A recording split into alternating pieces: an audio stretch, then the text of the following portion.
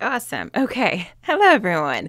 I'm glad this is finally working. Okay. So I see you guys are already ready to go. Let me look at the first question. Vincent says, I'm in AP Chem, okay, and I have seen questions that have to do with the following graph of internuclear distance on the x-axis and then potential energy on the y-axis. Can you explain how to use this graph? Sure. So let's draw it. So looking at a graph like this, we're really looking at bonds that can possibly form and then thinking of it as like, let's say if we had two different hydrogen molecules or atoms that are coming together to form a molecule and seeing will that actually form a bond or will it like repel each other or whatnot. So that's what we're kind of looking at with this. So this is the internuclear distance. What I really want you to look at with this, what we're going to talk about is bond energy and bond length. That's the purpose of this graph. And then here I'm just going to say PE, just stating that's potential energy. And then what you would see, and actually let me draw this a tiny bit differently because you will have something at 0 and then what you'll see is this is actually going to continue to like the negative direction of our y-axis. So essentially what's happening, let's say if I were to bring back something like hydrogen and seeing how these are actually going to form a bond, if they will or if they won't. So whenever we have, like when we're looking at our energy here, let's say if you were asked a question like, what's the energy of two atoms that are very far apart, okay? So like let's say hydrogen is over here and then we were to have another atom or hydrogen again, and those are extremely far apart from each other, well, that energy or that potential energy is essentially going to be 0 because there is no bond between them, right? They're completely away from each other. They're not going to be attracted to each other since they are both the same charges.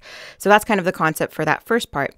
Now, where a bond would actually form would be in this region, okay? So whenever you see that kind of like parabola looking or like that kind of hill looking thing, really this is going to tell us that there's a bond that's forming. So this is H and H if we were looking at this example. So think of this area as just where a bond actually forms, or we also refer to it as finding like that's where the bond length is because a bond actually is created or formed. And then the next region that we'll look at is up here. So the energy is positive here. And then note that it's negative down here, right? So when it's positive up here, what's essentially stating or what's happening is that our hydrogen atoms are way too close to each other.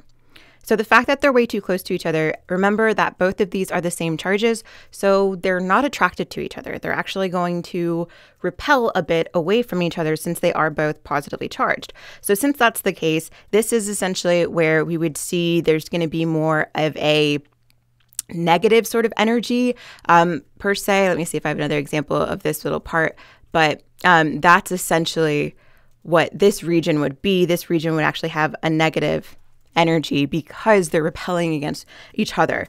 So that's how I really want you to look at this, just seeing where is the bond length or where is the bond forming. That's the darker blue here.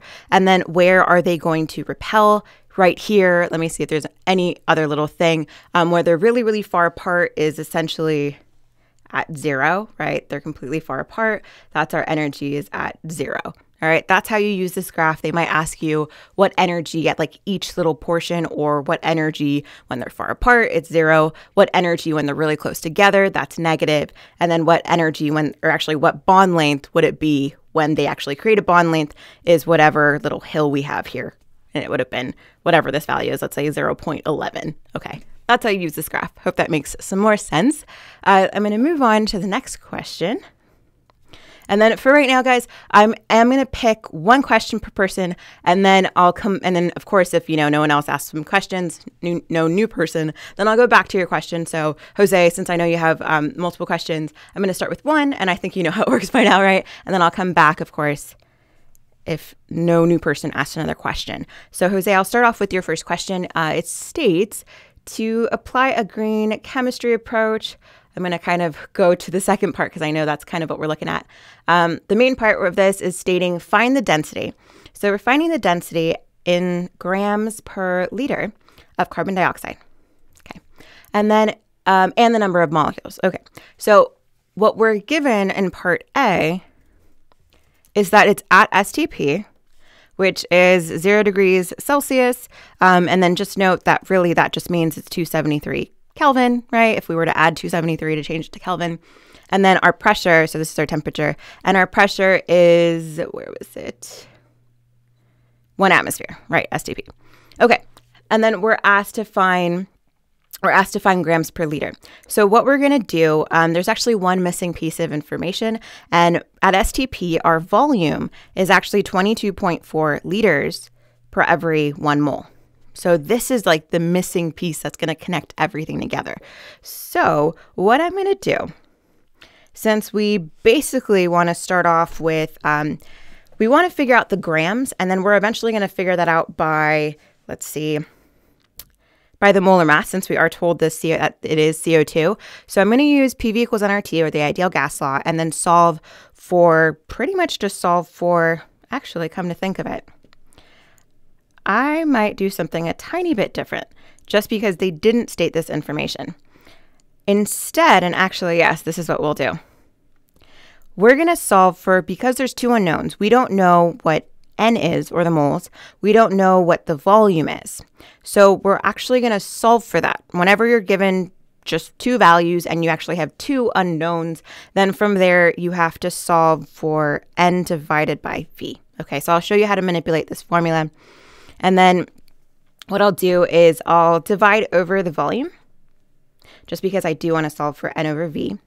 And then when I do that, this volume cancels, and then now its pressure is equal to nRT over V, but I just want N divided by V by itself. So I'll multiply both sides by pretty much the reciprocal of this, just meaning it's the same thing as dividing if I multiply by a fraction, or the reciprocal.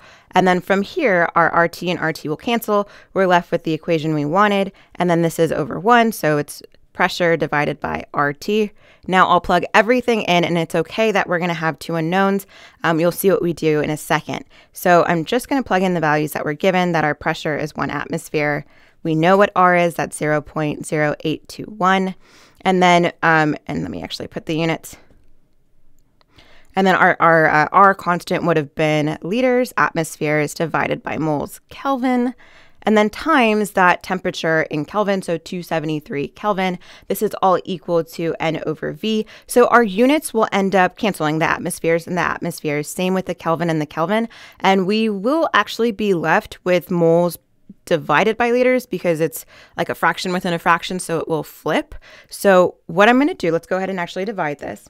I'll multiply the denominator, so 273 times 0.0821.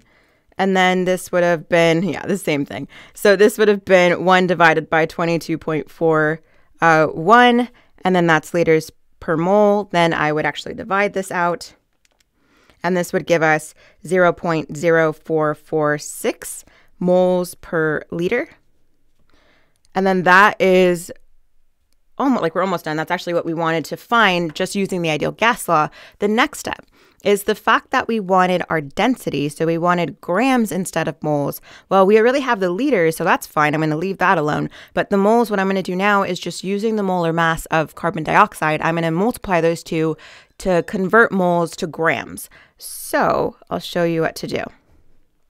So I'll take what we just found using the ideal gas law, moles divided by liters.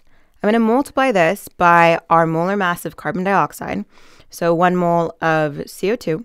And then if we were to find the molar mass of carbon dioxide, we'd see that would have been 44.02, and then that would have been grams of CO2. We'll multiply those 2 values together, and then that'll finally give you your density, because your moles and mole cancel, and then you're left with grams divided by liters, which is density. So let's see what we get there. Times 44.02. So this gives us 1.96, and that's grams per liter of carbon dioxide. So that would have been your density. That's how you find it. All right. So that's that first part. And it actually states, and it also wants the number of molecules. Okay. So I'm going to go back to here. I'm going to go back to the moles that we found. And let's see what else we can do. I would just multiply this by Avogadro's number, and then that would give me the amount of molecules. That's pretty much all you would do, is just say 6.02 22 times 10 to the 23rd. And then that would have been molecules, all divided by 1 mole. Here, let me put this as molecules.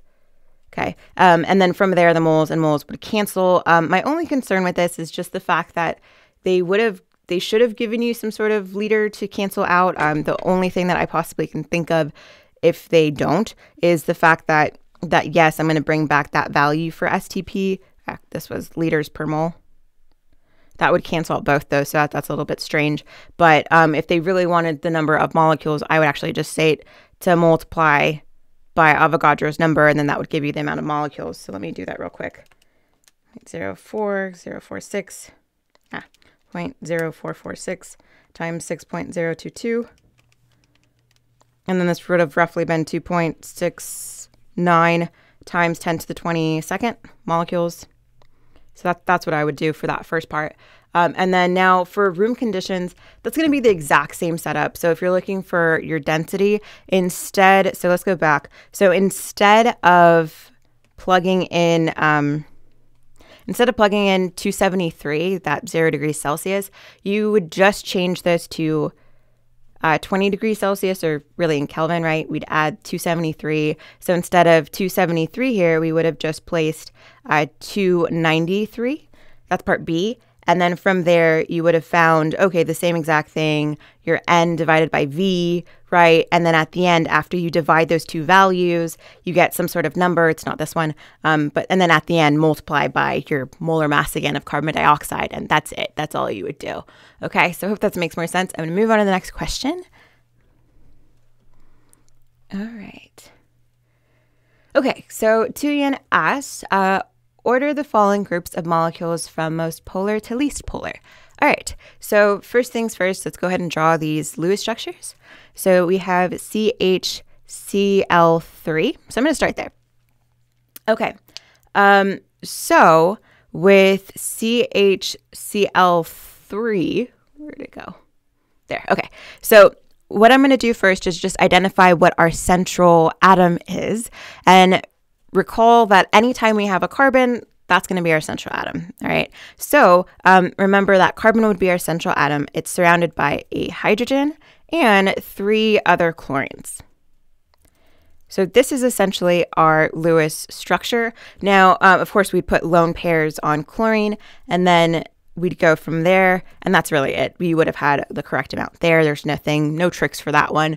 I'm going to keep going with the other one that you got. So the next Lewis structure to order was CH2Cl2. Really similar. Carbon again is in the center. It's surrounded by 2 different hydrogens and 2 different chlorines. Okay. So then this would have also been the structure. And then just note that we're pretty much just decreasing the amount of chlorines for each one. So it's going to have the same sort of structure. However, we'll get into polarity after we draw all them. So this one's the same concept. We're just adding an extra hydrogen, and then chlorine, just one of them now. And then next we'll see CH4. Okay. And then what I want to look at first whenever we're doing polarity is we're going to start off with, is this symmetrical?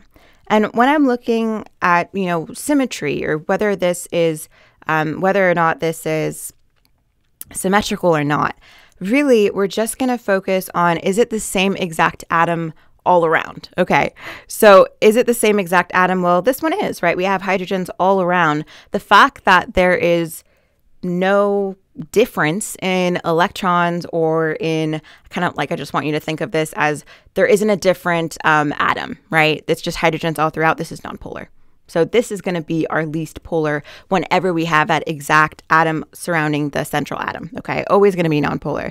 Now, this is where we have to kind of look at how many chlorines are surrounding our central atom. Now, whenever we're looking at polarity, we're essentially looking at one symmetry, like we talked about before. The second one is going to be electronegativity. So electronegativity, remember on a periodic table, whatever is closest to fluorine is then going to be the most electronegative, and fluorine's right here. So chlorine is very electronegative because it's right below fluorine. So the fact that it's so electronegative means that it's going to have a stronger pool of electrons. Okay, that's what we want. That's what adds to polarity. So essentially, the concept is this. The more chlorines that you have, then that makes it more polar. And it's just because there's that unequal pool of electrons. So let's say if I were to look at the 3 chlorines here, well, all of these would actually be pooling against that hydrogen. And then because it's pooling and it's so significant, that's why this would have been the most polar. And then this next one would have been relatively polar, okay, because these are still pooling in opposite directions. However, the chlorine would win since it is more electronegative. And then lastly, this would have been, it's still polar, but it's not as polar. So I'm going to say it's just slightly polar. Okay, so ordering this from most to least, actually, it already is. So that would have been the overall structure of everything. Okay, that's what we look at. And then I'll do the last one. So it's very similar. So part B is also very similar to part A. So I'll draw out the Lewis structures again. This is CHF3. We have CHCl3, which we did, CHBr3. Okay, and then CHI3. So you're going to note that all of these are pretty much the same exact structure. The only difference is in the difference of halogen, right? So here, we're going to have literally the same exact structure for each one. However, I'm just changing the halogen. And then what's going to determine which one is the most polar is going to be based on which one has the highest electronegative atom. So because all of these are the same and they're all going to be, they're technically all polar, what we want to look at now is the most polar is going to be the one with the most electronegative atoms.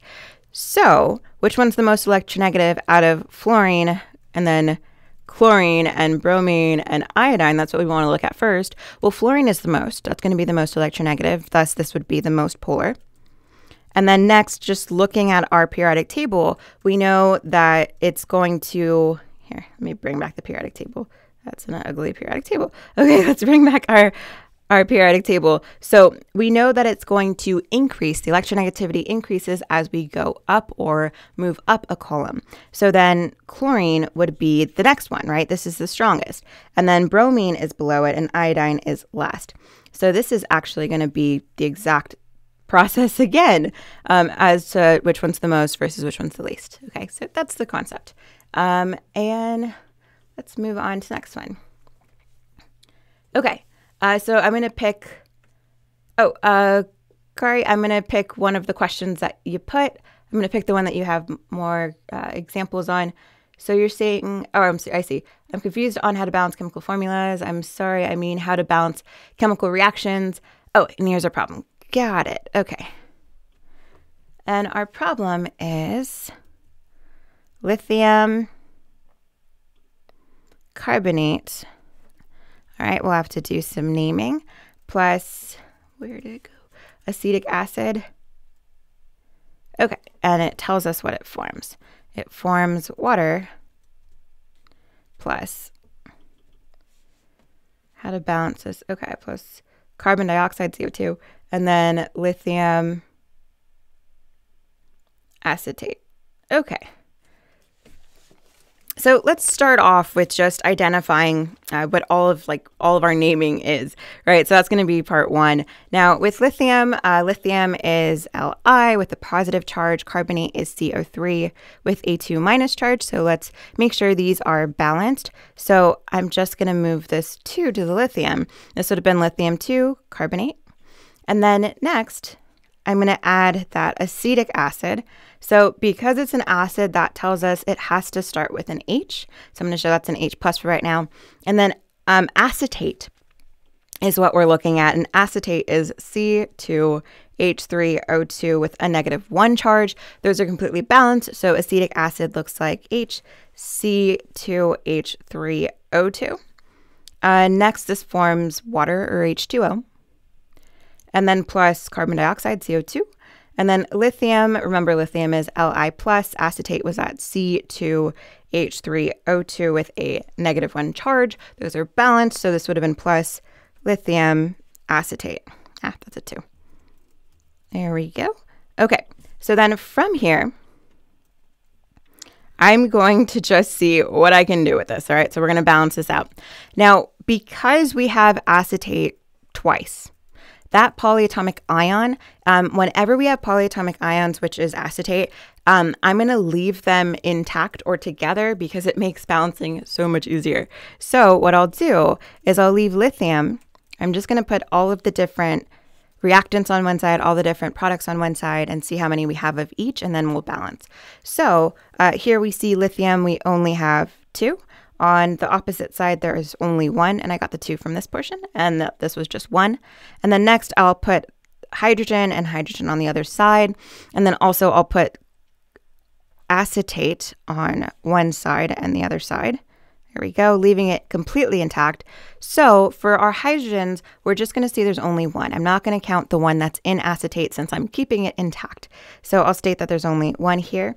While on this side, there's only 2 because once again, I'm not going to touch the acetate on the other side. So then acetate, we only have 1. And then here we also only have 1 because there is no parentheses and a subscript. Lastly, we also have carbon. So carbon and oxygen and carbon and oxygen. And we'll see that here that there's only 1 carbon. And then here there's only 1 carbon.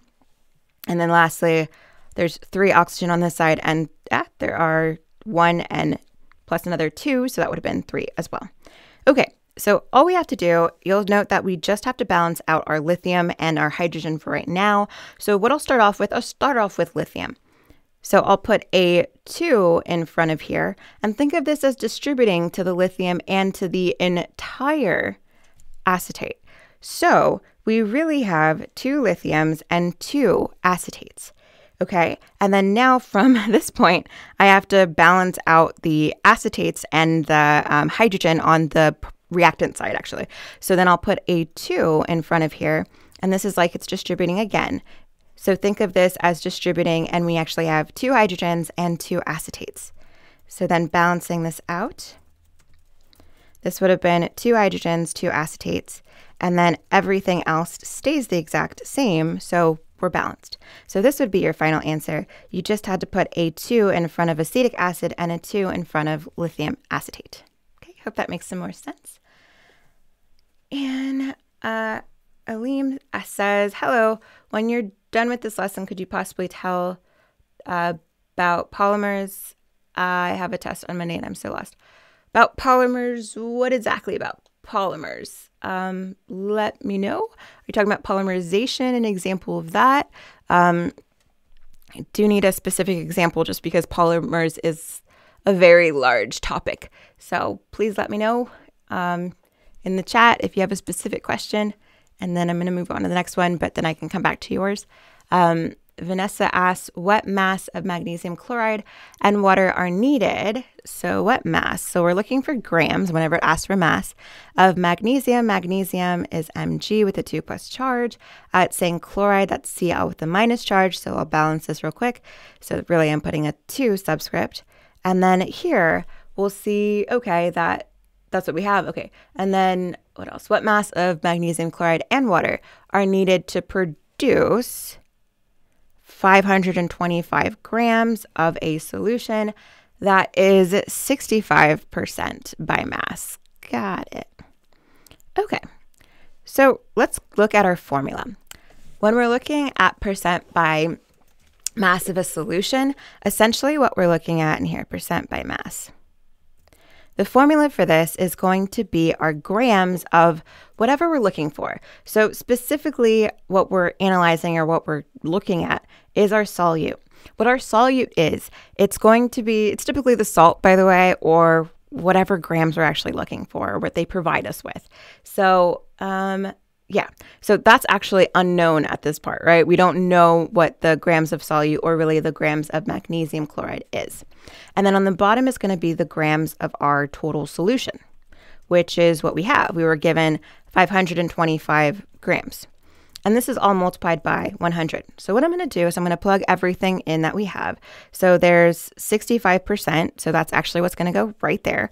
And then we plugged in 525 grams. We're looking for our grams of our solute or magnesium chloride, and then multiply that by 100. So what I'm going to rearrange this formula to be is I want you to think of this as 65%, right? And then X on top, 525 times 100.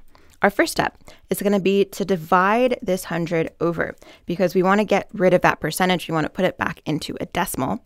And when we do that, we're going to get 0.65 is equal to X divided by 525. Our last step here is to multiply by 525 to both sides to get X by itself. Okay, so then let's figure out what that is by multiplying. So this would have been 0.65 times 525, and this is 341.25 roughly, and that would have been grams of magnesium chloride. Now I'm going to go back and double check how many sig figs did we have, what were we given. So we were technically given 525, so I'll round to just 341 grams for magnesium chloride. And then that would be our final answer. All right, so it's just knowing how to use the formula of percent by mass. So it's kind of like you're going backwards because you're actually given the percentage. Okay, let's look at another question. Okay, so you guys are confused on polymers. I'll see what I can find for polymers. Like I said, guys, if you guys have specific questions, that helps me know how to help you best. But I'll see what I can talk about with polymers. Let me see if I can pull up an example about polymerization. But essentially, we're going to look at, this is a little bit of OChem, polymerization. I'm going to just say examples. Okay, let's see what I can find with this, but sure. There's several different types and ways to do polymerization. It really depends on what you're at, but I'm going to start off with going from an alkene to then forming a larger polymer to then form an alkane. So let's say if we were to have something like this. So we have some sort of typical alkene, okay? And what I'm referring to right now, this is actually known as a monomer. And the reason for this is because it's just one single molecular structure, okay? And then what a polymer is it's several of these pretty much linking together. So we're forming a very, very long carbon chain. So I'm going to have multiple monomers here that are going to add together to form a polymer. And essentially what happens whenever we have an addition of an alkene, and an alkene, so what's going to essentially happen is just these double bonds are going to break and they're going to form single bonds, and they're going to form with each other. So essentially what's going to happen here is these monomers are going to lose their double bond because those break to form single bonds all throughout. Okay, so how I like to look at this always for OChem in general is however many carbons I start with, I should end with.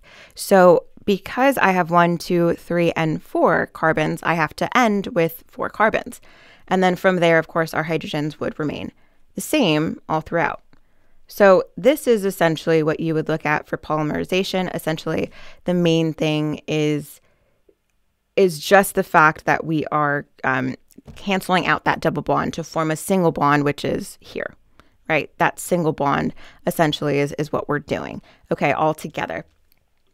Condensation, I see addition between addition, and that's very helpful. Thank you. Here, I'll pull up an example. Okay, addition of polymerization. Okay. I'll do condensation, polymerization. So this is more talking about amino acids and how they're going to add together. Essentially, we'll see that for a condensation polymerization reaction, you're going to lose water. So here, let me go ahead and draw the structure and the generic format of what an amino acid would look like. So here, give me 1 second to finish this up. So, and then by the way, this R prime just means it's some sort of carbon chain. And I'm just drawing a generic amino acid. So let's say this was our first amino acid. And then I'm going to add this to another amino acid. Okay, so I have the N terminal, just meaning that nitrogen end. And then here we go. Let me put this. Oh, this is our R group. Our double prime, just a different R group. And then how everything is going to link together. So essentially what happens with this type of reaction is you're going to note that your C terminal, okay, this is your C terminal, meaning we have that carbonyl carbon. Your carbonyl carbon, by the way, is just that carbon attached to, double bonded to the oxygen.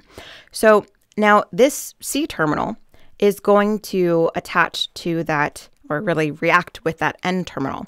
So essentially what will then happen is this oxygen or OH group will combine with this other hydrogen, and that's how we form water, right? That's actually how we remove water, to then link together this carbonyl carbon and this nitrogen end. And that's what's always going to happen with condensation polymerization. You're always going to lose water, so your C terminal is going to react or combine really with your N terminal. So then what would then happen in our end result here would look something like this. This is going to be known as a dipeptide.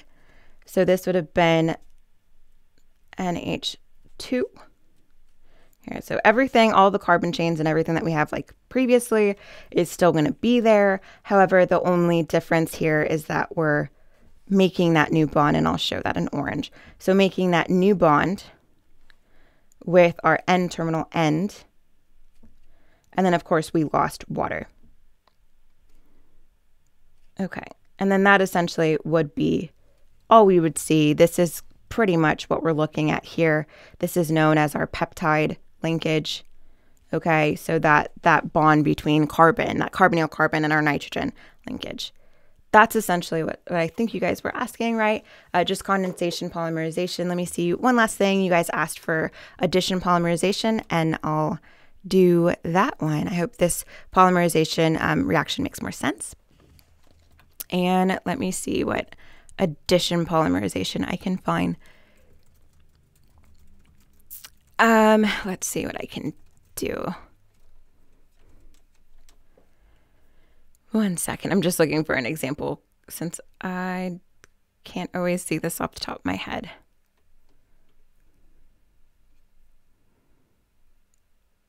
Okay, so we're looking at free radicals, right? Yeah, for addition polymerization. Okay, so let's go over that. Let's say we would actually start off with some sort of alkene. And then essentially what would happen in an addition polymerization is you're going to have some sort of OH radical, free radical, and that's going to want to bond or really react with this carbon.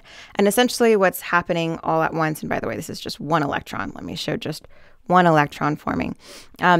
Essentially what's going to happen is we're going to make a bond or really have that OH or alcohol group jump on to that carbon. And there's one electron here that's going to make that bond. So remember, there's two electrons here, right, for every single bond. So we're only going to have a free radical on this main carbon.